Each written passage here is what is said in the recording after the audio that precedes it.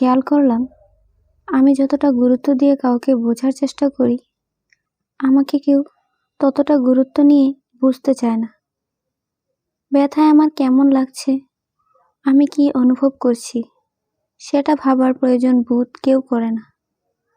আমার সাথে খুব সহজে অভিমান করা যায়। সেই অভিমান ভাঙানোর যে অস্থিরতা আমার থাকে, আমার বেলায় ওই হাঁসফাঁস করা অনুভূতি কারও কাজ করে না। আমি দেখলাম আমি শুধু ভাবি, আমার বেলায় কেউ খুব একটা ভাবে না। যা হবে মেনে নিতে হবে। স্বপ্ন ভেঙে যাবে, ইচ্ছেগুলো অপূর্ণ থেকে যাবে। কষ্ট, বাধা, হতাশা সবই জীবনের অংশ। শেষ পর্যন্ত মেনে নেওয়ার মধ্যেই শান্তি খুঁজতে হয়। যা কিছু হারিয়ে যায় তা ফিরে আসে না, তবু আগের মতো স্থির থাকতে হয়, কারণ এটাই জীবন। দিন দিন কেমন জানি হয়ে যাচ্ছি আমরা। জীবনের আনন্দগুলো কোথায় যেন হারিয়ে গেছে। বাস্তবতা, ব্যস্ততা, অভাব, শূন্যতা সব কিছুর সাথে মানিয়ে নিতে নিতে আজ আমরা বড্ড ক্লান্ত। জীবনের এতটুকুতেই যেন আমরা হাঁপিয়ে উঠেছি।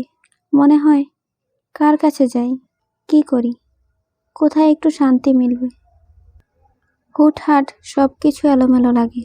হঠাৎ মনে হয় কি যেন নাই, কি যেন একটা করার কথা ছিল, কিন্তু মাথায় আসছে না, ভুলে গেছেন। প্রায় এরকম হয়। অভিনন্দন, আপনি এমন এক চক্করে পড়ে গেছেন যেখান থেকে বেরিয়ে আসতে আপনার একটা লম্বা সময় কেটে যাবে, তবু কুল কিনারা খুঁজে পাবেন না। কথা, মরতে মরতেও বাঁচতে শেখায়, আবার বেঁচে থাকা মানুষকেও মেরে ফেলতে পারে। সব দায় স্বীকার করে মেনে নেওয়ার মানে এই নয় যে কেবল আমি অপরাধী, বরং এটাও যে তবু যদি একটু শান্তিতে থাকতে পারি।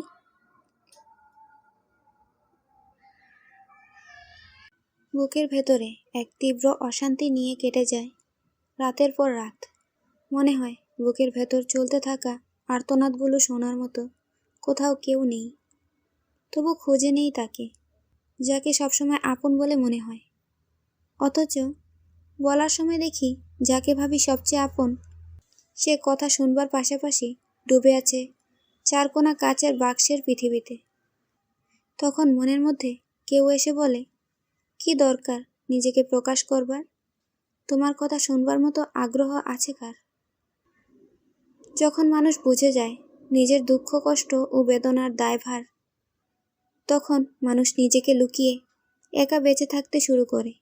সে জেনে যায় এই পৃথিবীতে সবাই যার যার তার তার, কারো জন্য কেউ নয়।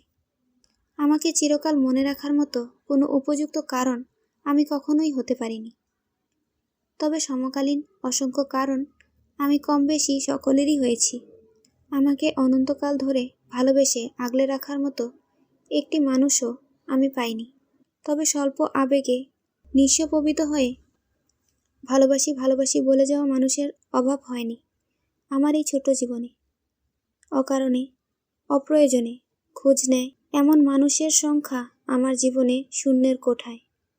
তবে সাময়িক সময় কাটানোর জন্য আমি অনেকেরই শূন্যস্থান পূরণ করেছি দীর্ঘ সময়ের জন্য।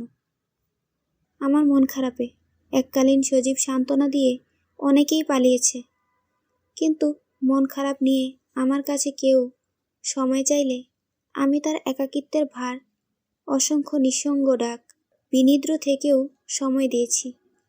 সাময়িকভাবে পাশে থেকে অনেকেই বন্যার স্রোতের মতো রং বেরঙের ভালোবাসা দেখিয়ে গেছে, আবার সেই স্রোতে তারা ভেসেও গেছে।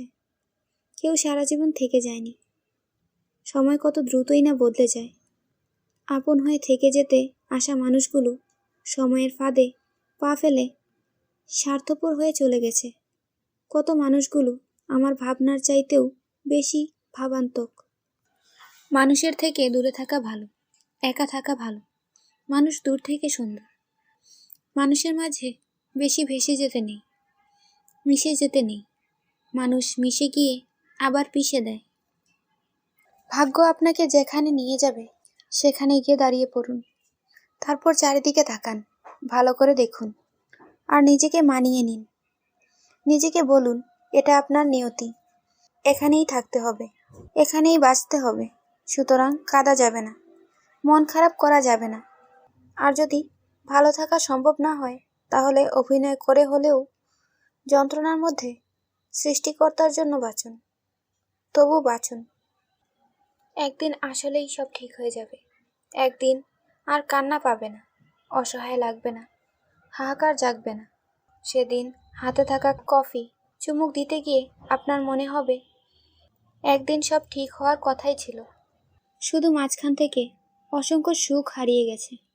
এবং আপনি সেদিনও ভীষণ অবাক হবেন এটা ভেবে যে মানুষগুলো আপনার কাছে চরম অন্যায় করে গেছে দিনের পর দিন, তাদের মধ্যে বিন্দুমাত্র অনুশোচনা নেই।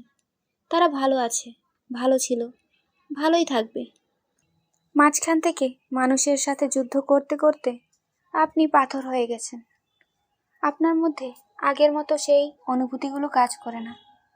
আপনি এখন আগের মতো হাসেন না, আগের মতো আপনার চোখ দিয়ে পানি পড়ে না।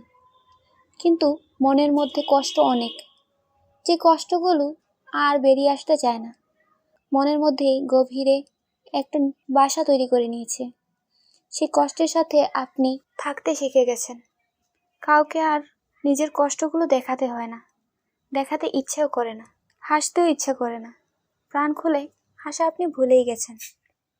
আগের মতো ঠোঁটে আর হাসি লেগে থাকে না। এখন যে হাসিটা আসে সেটা কেবলই লোক দেখানো হাসি। হাসতে হাসতে আপনি ক্লান্ত হবেন, তারপর আবার নিজেকে বোঝাবেন হাসতে তো হবেই, জীবন বাঁচতে হবে, জীবনে তো হাল ছেড়ে দিলে চলবে না। আর আপনার হাসিটা যে নকল সেটা তো আর কেউ বুঝবে না। না, আপনার মনের মধ্যে যে কষ্টটা বাসা বেঁধে আছে সেটার খবরও কেউ রাখবে না। আপাত দৃষ্টিতে আপনার দেহটা জীবিত আছে, কিন্তু আত্মা অনেক আগেই মারা গেছে। কষ্টের বিষয় হলো মানুষের দেহটা যখন মারা যায় তখন বেশি দিন এটাকে রাখা যায় না, কবর দিতে হয়। কবর না দিলে সেটা পচতে শুরু করে, তার থেকে গন্ধ বের হয়। কিন্তু মানুষের হৃদয় যখন মারা যায়, আত্মাটা যখন মারা যায়, সে খবরটা কেউই পায় না, কেউ বুঝতেও পারে না। চোখের সামনে জীবন্ত লাশ কিভাবে হেঁটে বেড়াচ্ছে। আমাদের আশেপাশে যদি একটু মনোযোগ দিয়ে আমরা দেখি, তাহলে এমন হাজারো মানুষ খুঁজে পাওয়া যাবে যাদের দেহটাই জীবিত, আত্মা অনেক আগেই মৃত। তারা শুধু দেহটাকে বয়ে নিয়ে চলছেন, সেটার মৃত্যুর অপেক্ষায়। যখন মৃত্যু হয়ে যাবে তখন আর সেটাকে বয়ে নিয়ে যেতে হবে না।